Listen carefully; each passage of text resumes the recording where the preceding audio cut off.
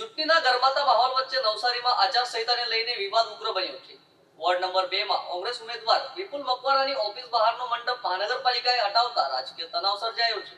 નવસારી જિલ્લામાં ચૂંટણીનો જંગ રંગ લાવી રહ્યો છે। જેમ જેમ દિવસો નજીક આવતા જાય છે તેમ રાજકીય ગરમાવો પણ જોવા મળી રહ્યો છે। નવસારીના વોર્ડ નંબર 2 માં રામદેવ પીર મંદિર પાસે કોંગ્રેસી ઉમેદવાર વિપુલ મકવાણાના ઓફિસને કાર્યાલય તરીકે ઉપયોગ કરાતા મહાનગરપાલિકા દ્વારા ગેરકાયદેસર રીતે મંજૂરી વગર કાર્યાલય શરૂ કર્યું હોવાની ફરિયાદ સાથે મહાનગરપાલિકાના દબાણ શાખા સહિત આચાર સંહિતા પાલન નોડલ અધિકારી તેમજ જલાલપુર પોલીસની હાજરીમાં વિપુલ મકવાણાની ઓફિસની દુકાન બહાર લગાડવામાં આવેલ મંડપને છોડી લેવામાં આવ્યો હતો।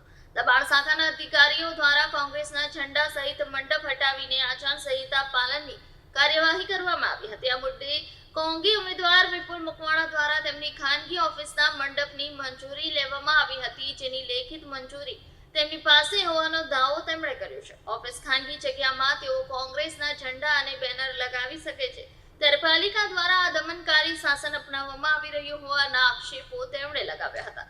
આ મુદ્દે મહાનગરપાલિકાના આચાર સંહિતાના નોડલ અધિકારી IM પઠાણ દ્વારા મીડિયા સમક્ષ કંઈ પણ બોલવાનો નન્નો ભણી દેવામાં આવ્યો હતો।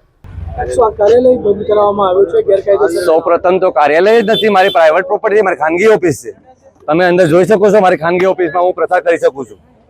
હું કાર્યાલય કાલ સવારે 10 વાગે ઓપનિંગ કરવાનો છું, એના માટે સ્થળ ગોતું છું। સ્થળ મેં બે ત્રણ જગ્યાએ ઓલરેડી મેં ગોતેલા, પણ સ્થળમાં ત્યાં પણ ભાજપની સરકારે એમને કોઈ દબાણ આપેલું છે, તો ત્યાં એમના ઘરે જઈ એ લોકો ના પડે કે આ સ્થળ એમને નહીં આપતા, કાર્યાલય માટે નહીં આપતા। એટલે મેં કીધું કે હાલ પૂરતી હું પ્રસાર ચાલુ થાય તે પરથી મારા ઓફિસથી કરું, પછી હું સ્થળ ગોતી લઉં, પછી જાહેર કરીશ। એના માટે મેં કાચી ઓલરેડી પરમિશન લીધેલી છે, ત્યાં પરમિશન આપવામાં અમારા એજન્ટ જશે કાલ સવારે।